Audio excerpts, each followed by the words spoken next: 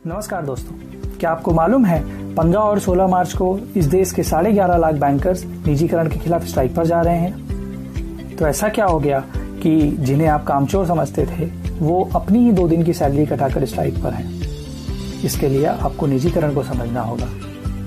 इस देश में प्राइवेट बैंक्स और पब्लिक सेक्टर बैंक्स दोनों ही हैं, पर एक प्राइवेट बैंक में अकाउंट रखने के लिए आपको महीने का 10,000 रुपए मिनिमम बैलेंस मेंटेन करना पड़ता है। तो क्या आप उसके लिए तैयार हैं? और अगर आप उसके लिए तैयार हैं भी, तो क्या आपके घर का ड्राइवर, क्या आपके घर की मेड, क्या आपके घर का चौकीदार, क्या आप जिसके यहाँ से सब्जी लेके आते हैं वो सब्जी वाला, जिसके यहाँ से आप दूध लेके आते हैं वो दूध वाला, वो सबके लिए तैयार है? शायद नहीं। और अगर वो लोग तैयार नहीं हैं, तो फिर आपको इस बारे में एक बार सोचना चाहिए।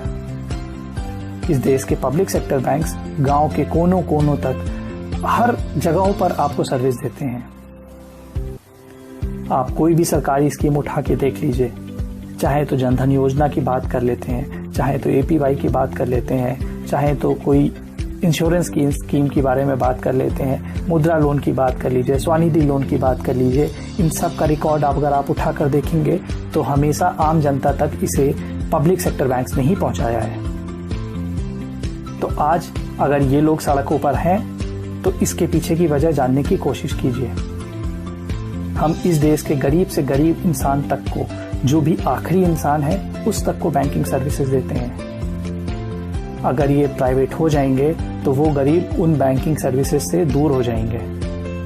तो ये आपकी नैतिक जिम्मेदारी बनती है कि आप इस बारे में पूरी इंफॉर्मेशन लें और फिर इन बैंकर्स का सपोर्ट करें।